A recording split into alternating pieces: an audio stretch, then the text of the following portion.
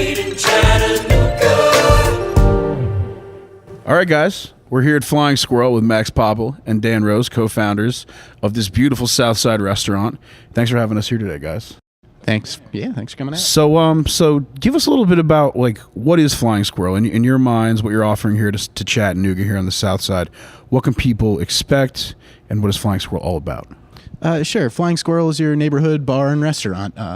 We're really smitten with the concept of the third place. Your first place is your home. Second place is your work. Third place, this establishment where you go to, talk to people and go and live life and just kind of enjoy and take things in. And so very intentionally don't have TVs around here. Got some pretty stuff to look at and just really force you to talk to the people you want to hang out with.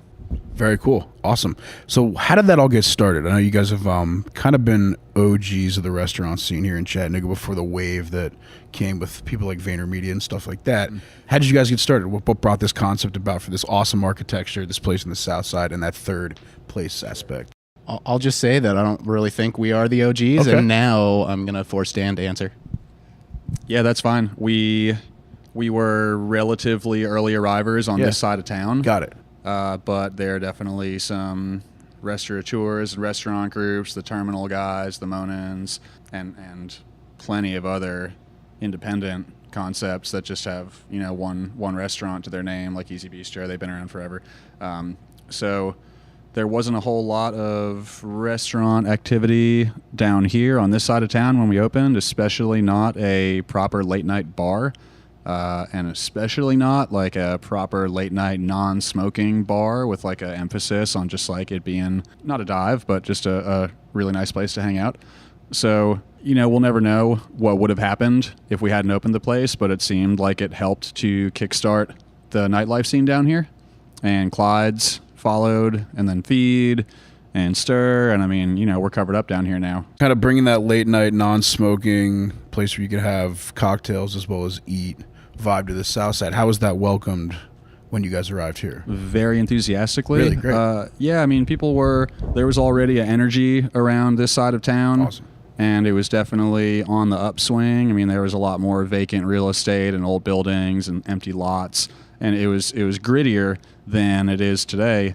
But I think that people were just really excited about a new nightlife spot in a relatively sort of lesser known part of town that had this kind of air of like a new frontier to it. And so, yeah, I mean, when we opened up and the street construction out front, we were a full-on construction zone. The entire block in front of our building was torn up for the first 3 months we were open, and it did not stop people from coming. It was a total mob scene.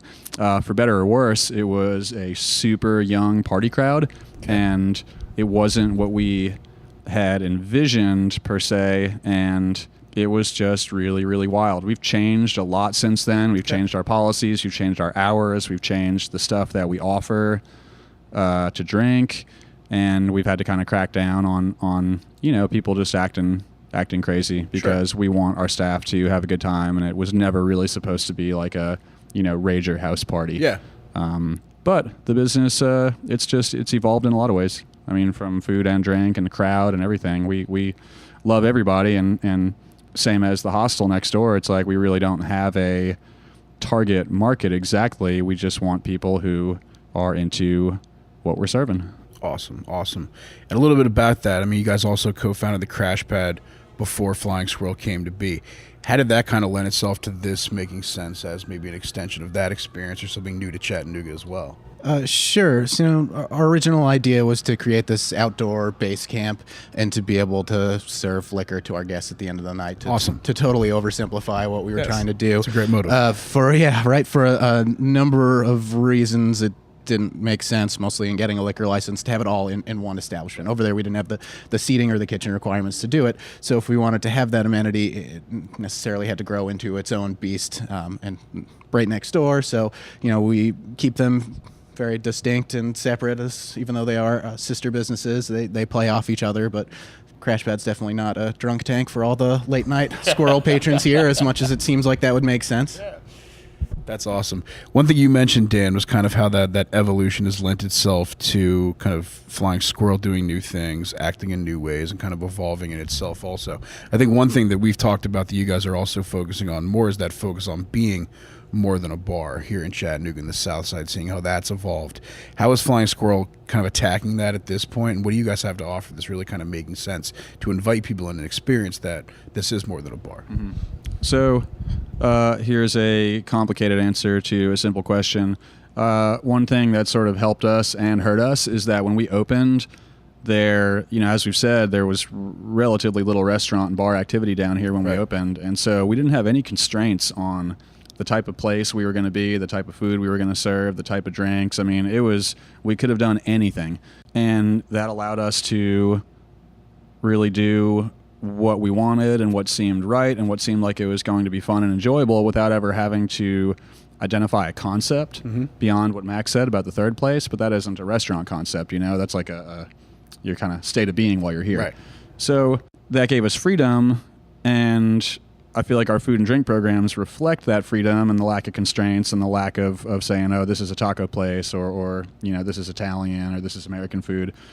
We've borrowed from all different kinds of cuisines, and our drink program changes constantly. It's all over the place. I mean, the principles and the philosophies are the same through and through. We try to shop local, and we serve stuff that we like, and we, in all aspects of our businesses, we've brought in people who know way more about each niche of the business than Max and I do, because we're really relatively inexperienced operators of either of these kinds of businesses. So what we're seeing now is, I've heard word on the street, from other restaurant people that Flying Squirrel sometimes seems like it doesn't know what it wants to be. It doesn't know if it wants to be a bar. It doesn't know if it wants to be a restaurant. We closed earlier than we used to. We served food later, then we served food earlier, and now we serve food later again. It's like, so we're just trying to do the right thing, and we're still not sure what it's going to look like in a few years. We appreciate the trend of increasing food sales, even kind of at the expense of like a little bit mellower of a late night crowd, and so a corresponding sort of decline in the big picture of like late night alcohol sales and stuff like that. But it makes it a more fun place to work at when our business is a little more front loaded towards the dinner crowd. So we are evolving and trying to figure out who we are, and it's not because we're trying to be something, it's just because we're trying to make it fun to work in, fun to run, as uncomplicated as it could be. We're just trying to do what makes sense, but the external factors keep on changing. Right.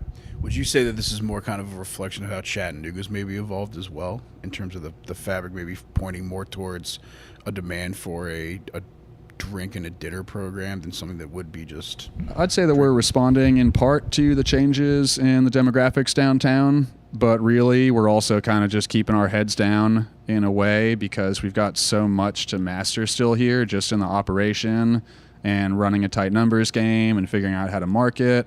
And those things are happening sort of regardless of the way the city is changing, except for the fact that it keeps on getting busier. Right. Which is a good thing. Yeah. Yeah, of course. And to that point, I think, just to nod to what Flying Squirrel does offer, it's got fantastic local beer, fantastic cocktails derived from a lot of local players, and I think a lot of the local impacts here. And then your food, man, I think you've kind of nodded to this, Dan, is incredibly expansive. I love it because there's one place you can come and get like some bomb fried chicken, but you'd also get like a really great salad and then come here for like a date as well. What is kind of, in reaction to also the demand of what is here, what's kind of driving that continued exploration of beginning to like serve and articulate a very varied menu to your audience? Sure. When we first opened up, we found some vintage menus from then, and it was a lot more concise. It was the plan, and we wanted to have all shareable plates and to kind of fit the atmosphere of a bar, but to be able to get some really tasty food and share with friends, back to that, third place and interacting with people. But then, we saw this food coming out. It's like, damn, that's really good. And we can expand, we can add more things. We can also, we still like the shareable interactive concept, but let's get some entree type stuff on there so that we can be more than a bar. Instead of the place to go to get a drink before you go to dinner, you can actually come here, get a drink, and have dinner. So that's great. For those in our audience who may have forgot we were doing a podcast, for those in our audience who may have forgotten... Do you ever interview, bro? Never, ever, ever. For those that may not have had the opportunity to come here and experience your menu, what are some of those items that are like bringing people back that you think are really kind of those staples, those winners that people are coming to Flying Squirrel for? Sure. I mean, it's tough starting with the fried stuff, but some of that fried stuff's so good. Yeah, right? So our garlic fries are intoxicating, and that you got to check those out. Our fried chicken, we've got Bert, one of our guys who's been with us for almost since we opened, and he's got legit old Southern Mima's recipe, and so we've got that on during our happy hour from 5 to 7. So you definitely got to check that out. I know I'm biased, but I think it's some of the best in town. And then, Cuban tacos have been another hit since we've had them on there. And so again, mostly shareable options, but my current favorite dinner, we've got a watermelon salad, and you add a little grilled salmon on that, lightly blackened. Yeah. That's a good one. Good stuff. In terms of cocktails and stuff, too, I think that's a very interesting program that you have here, because you can get everything from a local beer to a Negroni to something very seasonal as well. Who's really driving that? And I think your bar staff is some of the best in town as well. How are you really driving that as well? Sure. It's just it's having talented people back there and giving them the ability to, do their job and help push. Dan alluded to one of the things that we've been pretty good at is knowing our limits and what we don't know, and then hiring for those specific things. Kalina, who was one of our original bartenders who had no experience, she got so psyched on it and learned everything, eventually became our bar manager and assistant GM, and she's really helped to just kind of push that through. But again, we like leaning on the staff and having some seasonal R&D days. We do think that everybody who's back here has the ability to make some amazing stuff, and kind of coach and work with everybody, make sure the costing works, make sure it fits with the program that we've got going. Right on. I think that's one thing that also that's very pervasive in what you sense when you're at Flying Squirrel or at Crash Pad is there's a very strong family team element of your team, and it feels almost like a family. And if you know Dylan or any of the other guys at Crash Pad, you get the sense of like autonomy and leadership amongst those that are helping to manage these spaces. How do you two create that, if not to scale yourselves, but also to drive success in your businesses? You just don't show up, don't do anything, and see what happens. That's great. Kind of along those lines. I mean, so leadership, for us, you set your expectations, right. And that's not just us barking what they should be. It should be a conversation. Like, let's sit down. Here's what we want to accomplish. Here's how we're going to do it. Now, we're going to give you all the tools you need to do the job. Then we're going to step out of the way, let you do you. There are multiple ways to get the job done, and then just got to make sure that you recognize and reward performance. That's awesome. Good stuff. Something to add there. There's a line about the founder, owner, CEO of Southwest Airlines, that he was a fanatic exemplar of their company culture. Awesome. So he was walking the walk. Obviously, he's very present in their operation. Otherwise, nobody would notice how well or how poorly he's exemplifying their written or stated culture. Right. And so, first off, having the goal of a strong culture, and secondly, figuring out how you build that, and then thirdly, being in there to show people what it looks like. And so Max and I have been really present in both our businesses. We worked full-time at the front desk for the first year of the hostel before we started backfilling our shifts to get into the design over here in the bar. And then we were both, hyper present on the floor here during service for months. Max retreated a little bit into the dark shadows of the administrative side of things. I stayed in on full-time front of house management for most of the first 4 years, and it is really good for the morale of the team to see the ownership involved in getting their hands dirty. I mean, we used to mop the floor and count the cash drawers like right there every single night on closing down, and then the only weird thing there is that then it's hard to step away. Right. And especially when your staff tells you that they can feel it when you're not there as much. And to say nothing of the capability of the rest of our upper management here. I mean, everybody's got full faith in them on both sides of them. But, we're just trying to find that work-life balance. We're family men now, too. Of course. Yeah, it's the work-life balance, and then also the working on your business versus the working in your business. Sure. Zingerman's was a company that we love them and learned a lot from them, and Good stuff. they were the first ones to kind of distill, it's like clarification of the intuitive. You think about it, it's like, yeah, okay, you can be either working in or on, or sometimes both your business, but depending on where your business is in its life cycle, you need to be doing one more than the other. So we started in there, we started learning it, especially because we had no idea what we were doing, and had no experience. And then at some point you need to start stepping back and just making sure that you're working on the business as well as in. That's awesome. So how might that, I mean, as you two as partners as well, play to each of your kind of advantages or strengths or desires as well? Because I think you two bring different but similar vibes, obviously a very collective vision to the table here. How do you guys play that? Sure. I mean, I'd say I do everything and Dan doesn't really do shit. That's what seems like it, Yeah.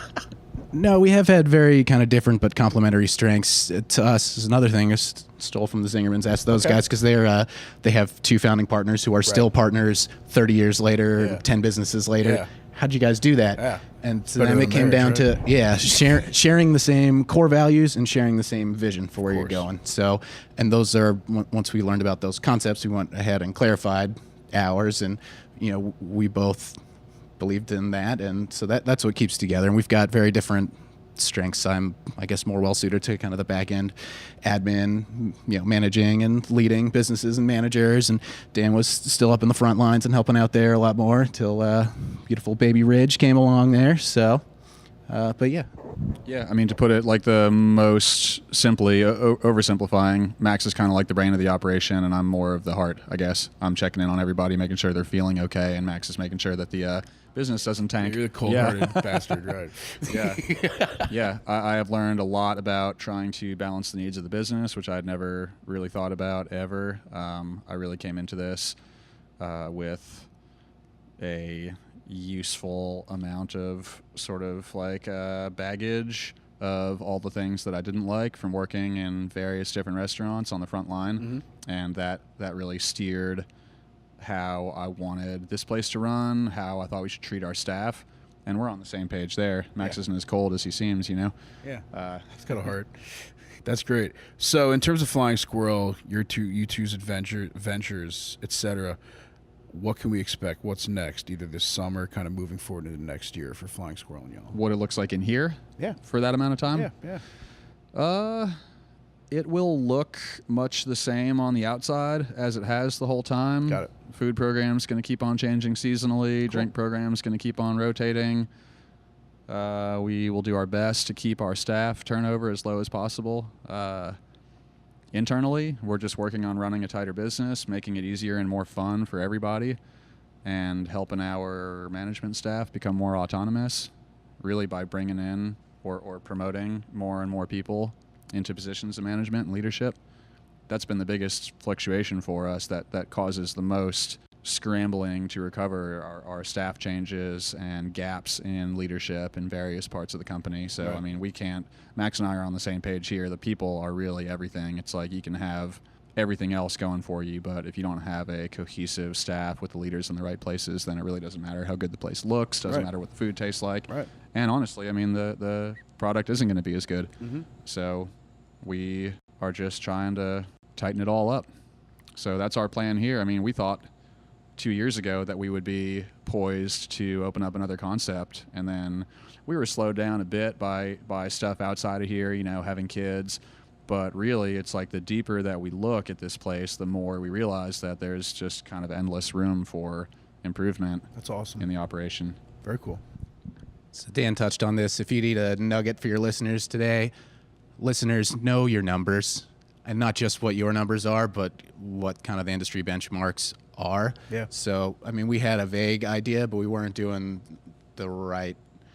everything right to know where we actually stood until about like 3 years into the business, when we heard of this weird thing called a P&L statement. Oh, yeah. And then figured out what kind of, our prime costs should be and where they should be. And then, we'd been doing inventory, but weren't necessarily using that in a timely manner to figure out what our actual costs were to be able to run that end. So, we were going down the road of like, we've done this, we're open, it looks great, we're the classic entrepreneurs managing from the bank account, we're paying all of our bills, but then you learn about this P&L that's got like a zero at the bottom, and you're thinking of expanding, but you're like, well, maybe we need to back up and figure out how to run one restaurant before we worry about something else. So it's kind of where we were a few years ago, and Another shout out to the restaurateurs who came before us here. They've been great open books and have taught us everything. Any question we have, they are so friendly and helpful. So it's not like a fierce competition. Right. Everybody's just like to be here and help everyone and make it better for everybody else. So yeah, know your numbers from the start. That would have been useful. I think that's an incredible story, especially in regards to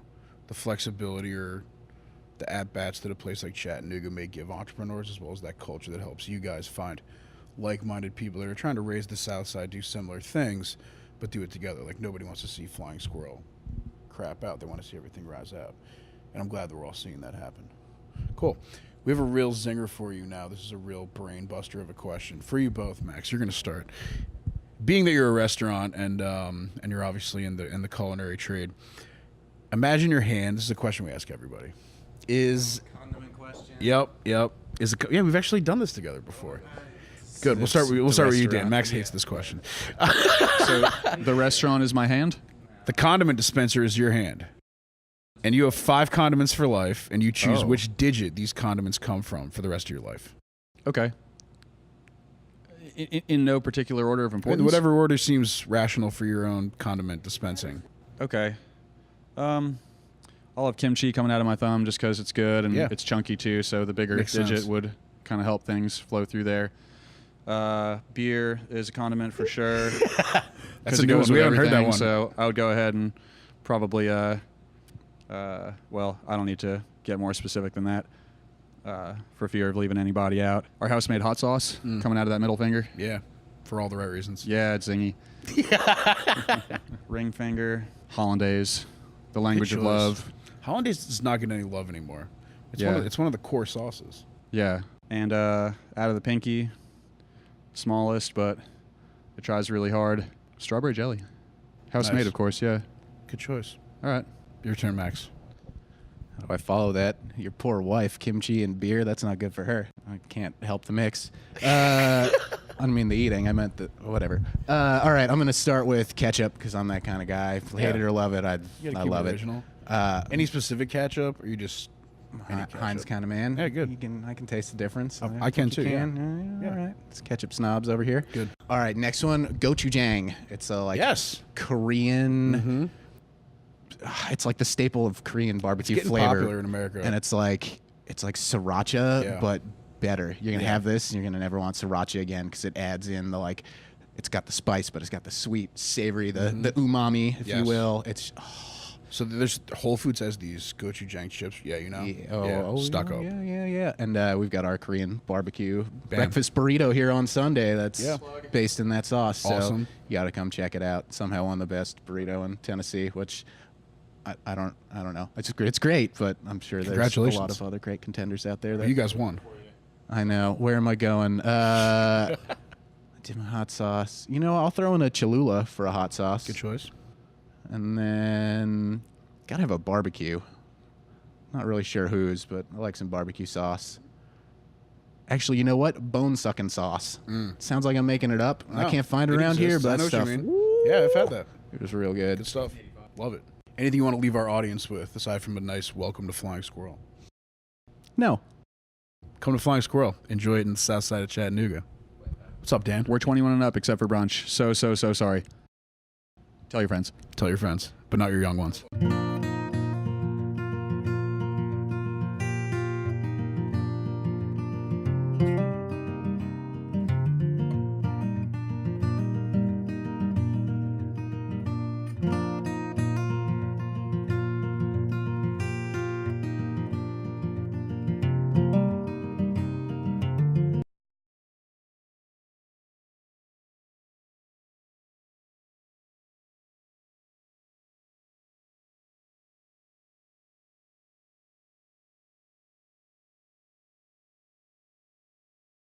Are you having a good time?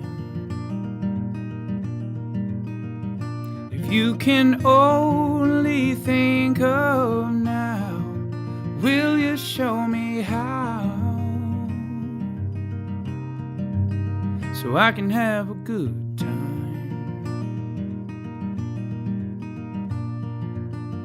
I'm running circles, counterclockwise.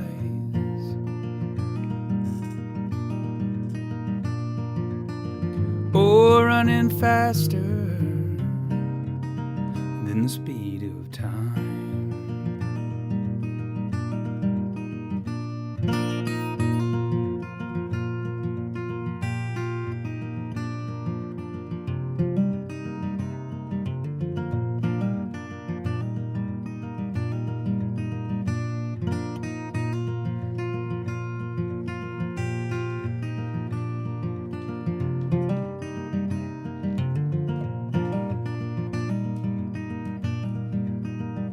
When you're stuck outside with the metal in your side, you're closer to a good time. But when sustained somehow in the now, and the margins off your brow, then you're having a good time.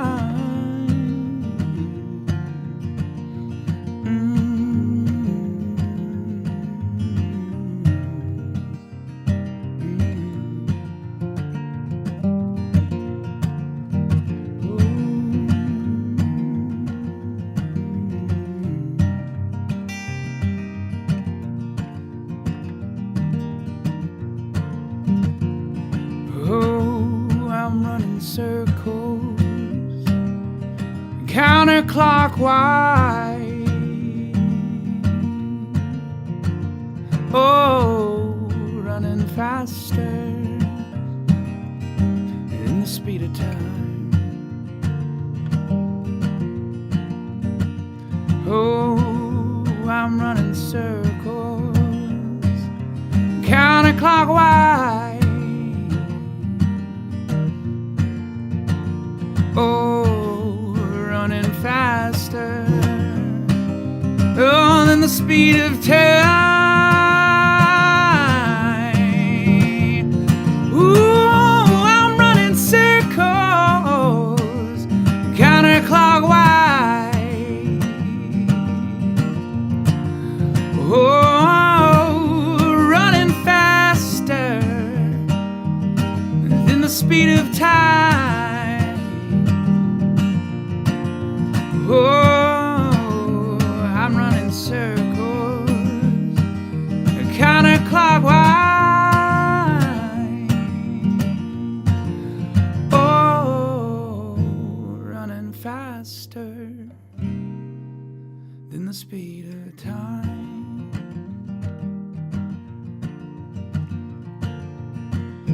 Now I'm sitting by your side, and all I need is time.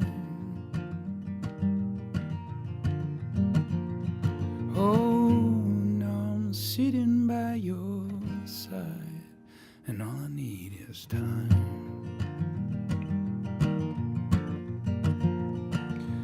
Ooh, ooh, ooh.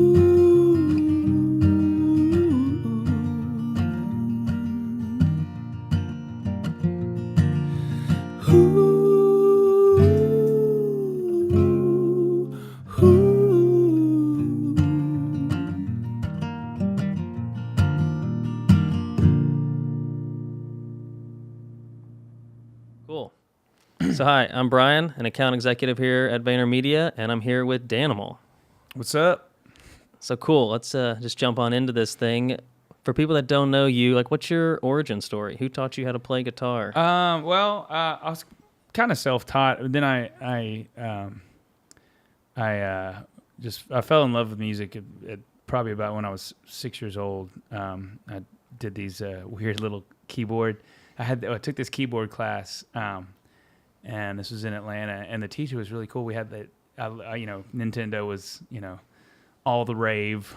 I had one of those. Yeah, it was we would take like Mario Brothers and Zelda, and we would use our little Casio keyboards and make music to it. It was kind of a kids class, but it was really cool, and it was like, now looking back on it, it was sort of production, like, training me for production and stuff like that. But anyway, that was not really it was kind of a lesson, but not really. And I took a little piano, but then self-taught on guitar, and then I knew I wanted to do music, from as long as I could remember. And so I wanted to go to a music college, and I wanted to go to Belmont, and I took lessons with Sean Perkinson, who was the guitar player for Kings of the Killer Fish back in the day. I don't know if you know that band, but Nope. you know Yachty Westfield, drummer. He's amazing. He plays at Feed on Friday nights, I think. He's one Then of the I've best probably heard him drummers. before. He's fantastic. I'm trying not to cuss. But he's really awesome. And he was actually in the band, you know, and they were like my favorite band in high school, and they just so happened to be local. And I was like taking guitar lessons from my hero, you know, which was really sweet. And he got me ready to go to music school, and then I got into music school and realized that I don't know. I the whole music school thing was not necessarily for me. I had different ideas of what it was going to be. It was great, and I learned a lot. And then I, you know, as soon as I got out of college, it was like, oh my gosh, I wish I had just started playing music. Yeah. Not to say go to college, kids, but but I mean, yeah, not really. Like I would have. I wish I could have started earlier, because most of my knowledge was it came from loop pedals, really. To be honest with you. And being able to loop my own music and work with it and stuff like that. That was a very detailed answer. Sorry. No, it's great. I mean, yeah, as someone who, you know, just finished up grad school last year, Yeah. I definitely kind of wish there had been like more people pushing maybe like for time in between high school and college to like really start diving into those interests and Yeah, and then figure it out. And figure it then out, and then like, maybe go to college or go more in the right direction instead of like taking a year off after high school might be a good thing to. I don't know. I don't want to Leslie, don't put be the pushing wrong those thing kids out there, but you know. I mean, all those musicians, they're already halfway out the door anyways. Yeah, you know, and I'm 37 I was now. like- And it's like I was like, man, I'd give anything for 5 years. Yeah. That's cool. So here in Chattanooga, have you been in Chattanooga your whole life? Well, Like, I what's grew. that story?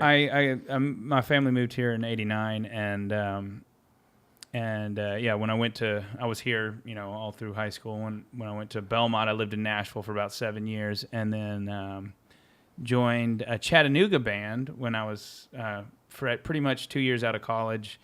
I joined a Chattanooga band called Up with the Joneses, and one of the drummers that had a band called Riverboat John in high school, and it was the same drummer that was in that band. And he had me come along. I just started playing bass, and they needed a bass player. Actually, their bass player passed away a year before, and they were doing like a tribute show for him, so they hired me to be the bass player for that. And that started my career as a bass player. And eventually ended up being that, and a couple other reasons ended up being why I moved back to Chattanooga. And I was real weird about it at first, but it's the greatest thing I ever did. Honestly, this town has been nothing but fantastic to me as a musician and an artist. Anyway. Well, then, cool. So that kind of segues into something else I want to talk about. Is like what's kept you in Chattanooga as you've gotten more successful and.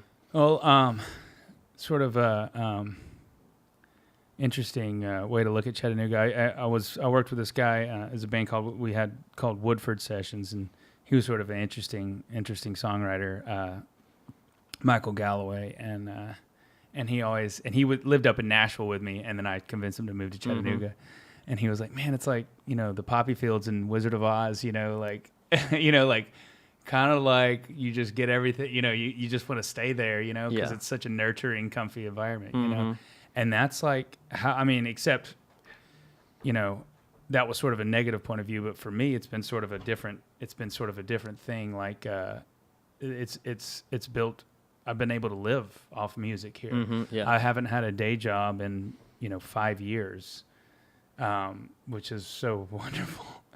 I've been doing restaurant gigs and, the art gigs and the rock gigs, sometimes they make good money, but the restaurant gigs, the restaurant industry has really kind of kept me moving in this city. And, it's been great. I've been received very well and been taken care of very well by everywhere I've played. So that's awesome. And it's also sort of a creative environment too. That's another thing.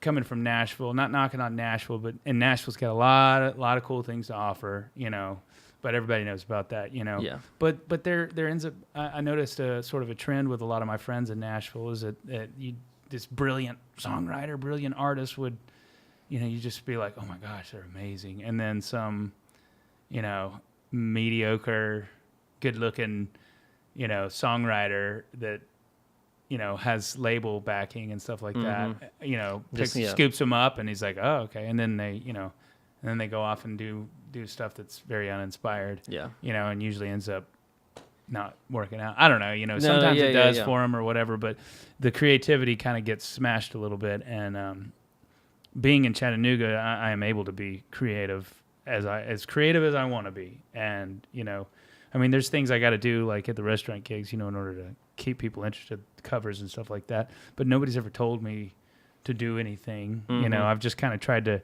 get feedback from the audience and find out things that they like. And, we end up liking the same thing. So I'm never really doing anything that I'm like ashamed of doing. Yeah. So instead of like established things making you kind of go into the box if you want to play at the restaurant. Yeah. Because it's in Chattanooga, it's like a whole different thing. You get to go in and do your thing. And do my thing. If people don't like it, they leave. But as long as enough people keep showing up to eat food. Exactly. And it's as long like, as we don't care what you do. I can sell my pay in beer. Yeah. And it's usually ends up being worth me being there. Yeah. So that's my goal at every restaurant gig at the very least. That's awesome. So what are your favorite places to play in Chattanooga? It depends on if you mean in the restaurant world. The backstage bar and feed are my two favorite places that are regular gigs, where I'm able to really do everything I want to do on those. And I have a wonderful group of people that come out to most of those shows, and they really engage with me and enjoy everything, and we just have a great time. And so those are my two favorite because that's where they all like to come. Yeah. And I also get treated very well by both of those venues. Every place I play, I get treated really well. I've never been treated poorly in town. But those are the two on the regular. Now, as far as like, bringing a rock band, bringing like Danimal playing it, that's sort of my, the music that I write. That's the band basically. And, favorite place for us, JJ's has always been such a great place to play. It's just raw energy, and there's like tight quarters. Yeah, it's just that. So like intimate. Yeah, it's you can be super mellow there, or you can rock out. Back in the you can get pretty crazy there. Yeah. You can take it to a lot of good levels. Just a little bit. And it's that rawness. It's that basement. I'm rocking out like in high school with my friends, and we're just doing our thing. And there's no the sound system's really minimal, which a lot of people complain about. But I think it's nice because it brings out the rawness in the musicians, and I always end up having really good shows there. And having really good audiences there, and they're Songbirds, which was the Revelry Room, the lower Songbirds is a good venue now. Really like that. But yeah, those are my venues I like. Cool. So I assume it's same venues that you like to go listen to when you're not actually playing? Pretty much. Yeah. If I'm, which doesn't happen a lot, unfortunately. I wish I could say that I was better about doing that, but I got to save my ears a little bit sometimes. Yeah. Trashing them with loud music all the time is tough on it. But I try to make it out as much as possible. And if I am going to make it out, it's usually going to be like a JJ show or something like that.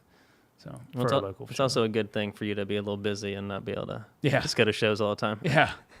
Yeah, I would be going to many more if I wasn't playing so much. I can do that. So cool. So who's like your biggest inspiration as you've continued to play? You were talking about some of those guys when you were in high school, but you just said you're 37. What's been keeping you kicking? Like artists, like famous artists, or just anybody. Famous really. Artist? Is your mom your inspiration? Like what's like? Well, my parents were both fantastic, wonderful people, and they always supported my music. So yeah, I owe a lot to them. But on a like artistic level, As a frontman, Wayne Cohen for the Flaming Lips is somebody that I really, really look up to. I would, if I could get into that, not do exactly what he's doing, but like do stuff like that. Yeah, do like your version of that. Yeah, he's just. I mean, he got the visuals. He just really is. He's one of my favorite frontmen out there. So he's been an inspiration lyrically, and Alan Watts is not a musician. He's a philosopher, and he's not alive today, but he has definitely been a huge influence on my lyrics. And so those two people I think have probably changed who I am as a musician more than anybody. That's like, gonna have to go look that guy up. Yeah, Alan. Oh my gosh, there's all kinds of cool stuff. There's a bunch of YouTube. I was about to say, I'm videos. sure there's plenty of YouTube videos. He's got this like Disney storytelling British voice, and it's nice to listen to. But he's brilliant though, very very awesome. Yeah, cool. What would you have done differently? So you had mentioned maybe not gone to college, or even better, like what kind of advice do you have to some young artists starting out that are, looking up to you and wanting to do what you're doing? It's just that's a loaded question. I could talk for days about that.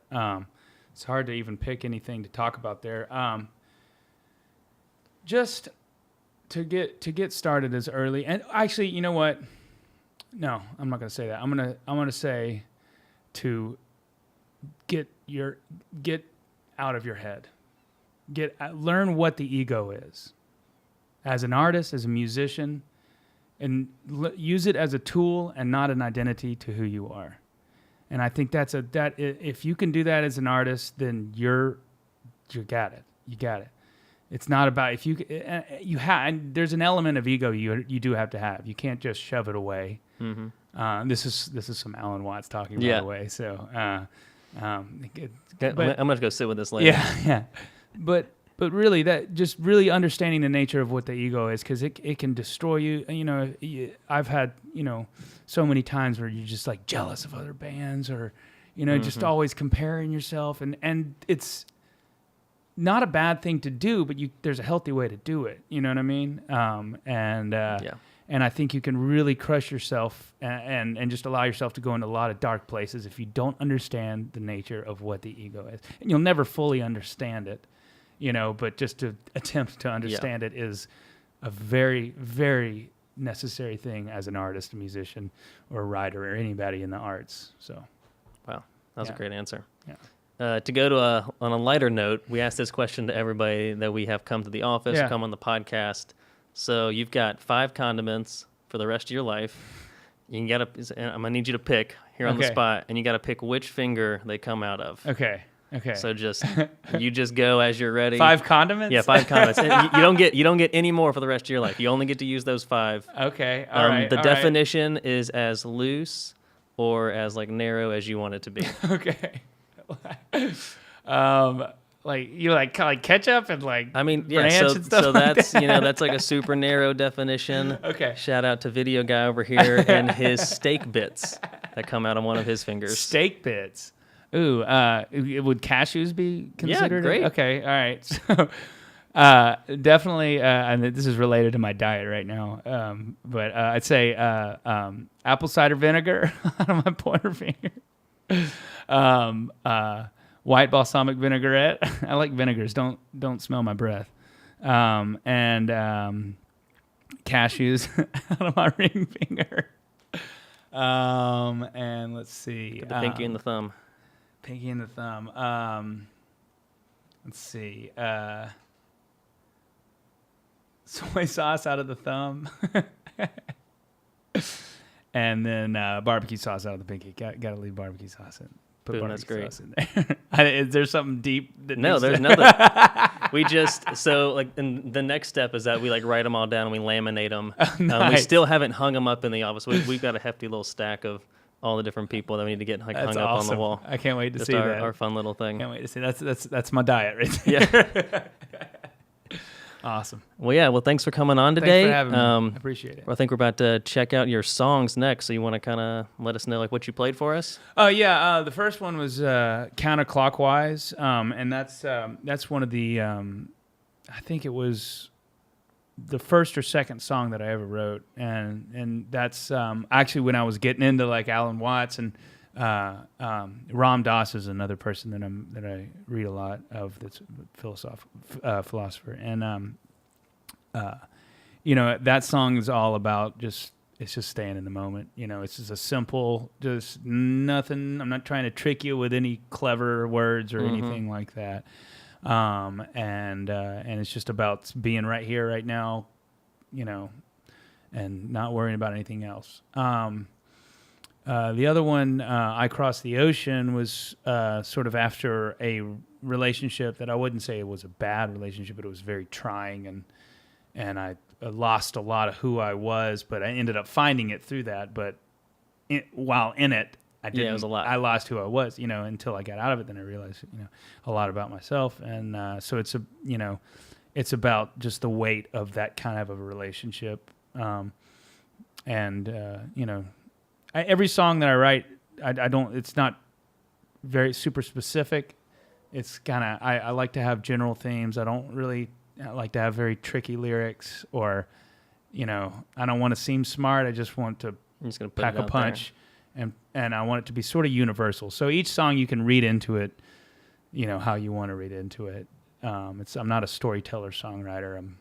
I just like putting another thing that's very kind of similar, and by Wayne Cohen, you know, from the Flaming putting Lips. stuff out there. Yeah. So Well, great. Well, thanks again. thank you. It's been fun. I appreciate it.